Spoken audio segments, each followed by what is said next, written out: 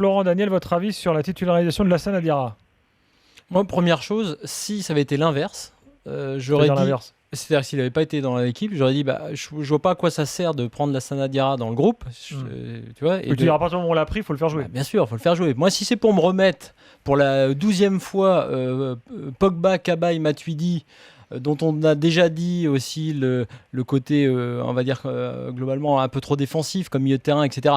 Moi, j'ai plutôt envie de voir autre chose. Tu vois, moi, quand tu me cites l'équipe et quand tu me dis Sagna, Varane, Sakho, Evra, je déprime. Parce que j'ai vu et j'ai revu, on sait, tu me dis Sakho, donc bon bah oui, il rejoue, alors maintenant on va le remettre dans l'axe, donc on va reperdre du temps à mon avis sur le chantier de la défense centrale. En revanche, au milieu, moi je t'entends sur Gonalon, sauf que Gonalon, au fond, on pense qu'il est inférieur à Diarra, peut-être pas sur la régularité sur les dernières saisons, mais intrinsèquement sans doute inférieur à Diarra, que Diarra effectivement a été monstrueux et que si tu le prends dans la liste, il faut le faire jouer, et que moi j'ai envie de voir effectivement Lassana Diarra titulaire avec les Bleus, sinon ça sert à rien de le prendre. Après, je suis d'accord avec ce que tu dis. C'est ce que j'ai dit. J'ai dit que sur la forme du moment, Diarra, il est incontestable mais pas que. en début de saison. Tu sais ce qu'il a fait avant. Tu l'as vu au Real à l'époque. Tu l'as vu en bleu à une époque. Il a une histoire quand même. Il est pas totalement. Il est pas né.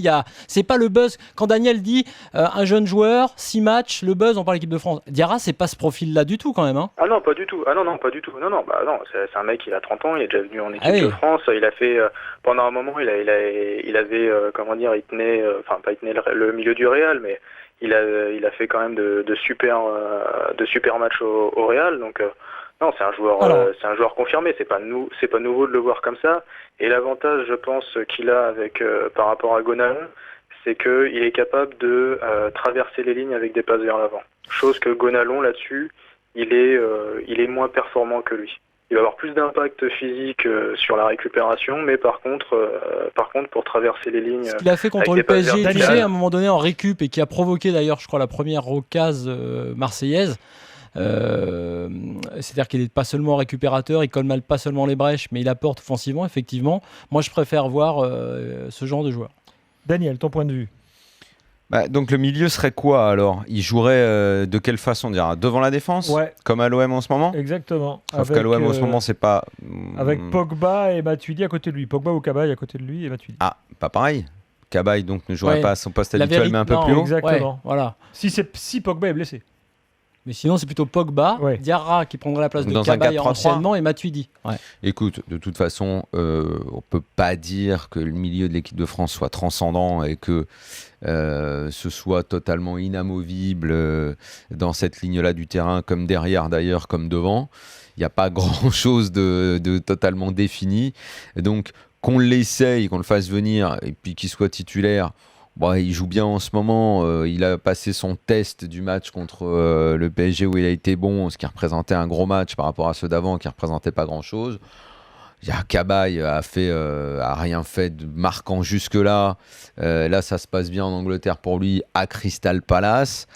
Bon, voilà, qui prennent la place. D'un autre côté, en plus, Matuidi est un peu fatigué en ce moment, mais lui jouera. Pogba, peut-être un peu blessé. Il n'y a pas 1000 mecs pour jouer à ce poste. Après, les Lyonnais pleurent l'absence de Gonalon. Moi, je me demande même si avec le temps, Gonalon, c'est pas derrière sa meilleure place. Je me pose la question. Je dis pas que c'est définitif, mais j'envisage la question. En tout cas, quand il y joue, je le trouve pas mal. Et je ne crois pas que ce soit la classe internationale en poste de 6, Gonalon, malgré tout le bien que je pense de ce mec-là, qui est un type formidable et un joueur de devoir parfait. Je ne suis pas sûr néanmoins que ce soit la classe internationale. Après, je peux comprendre les Lyonnais qui disent si Cabaye joue, pourquoi pas Gonalon? Pourquoi pas, même si Cabaye a peut-être un peu plus dans le jeu long de facilité. Mais enfin bon, on n'est pas non plus en train de parler de Cador. Donc que Diarra ait sa chance à ce moment-là en ayant fait un gros match cette année, puisque je considère que le seul c'est celui contre le PSG, c'est aussi la preuve de la pauvreté de notre équipe dans ce secteur-là. Ouais, mais voilà. moi je suis un peu et plus. Je suis pas con. Je suis un peu plus optimiste, sur le fait du retour d'un mec comme Diarra, parce que justement, par rapport à tout ce que tu viens de dire, Gonalon, je suis d'accord. Moi, je sens pas le niveau international, mais Cabaye. La réalité, c'est que j'ai l'impression que l'histoire, elle est un peu terminée, mais qu'il fait partie du groupe, il a fait tous les efforts nécessaires, y compris en changeant de club, pour garder cette place. Donc Deschamps lui en sait gré et il fait un bon début de saison. Donc il essaie de garder Cabaye cette place, arrachée au forceps. Mais la vérité, c'est comme on manque de gars qui ont un peu de niveau, de caractère, et qu'avec un Diarra et un Pogba, on les a quand même. Si tu as des gars comme ça, à des âges et à des niveaux différents, moi je préfère partir à l'Euro avec Paul Pogba et Lassana Diarra qu'avec Cabaye, par exemple. Donc moi, j'aimerais en tout cas que Diarra, ça dure. C'est pas du tout le même cas que Diaby, puisque lui se blesse pas, c'était un problème contractuel, il a fait des choix de carrière qui peuvent être contestés, on avait dit qu'il refusait les Bleus, en fait, bon, il est revenu, voilà. Moi, je pense qu'au contraire, je crois que cette histoire-là, c'est pour Cabaye qui va être terrible, mais que c'est lui qui va récupérer la place.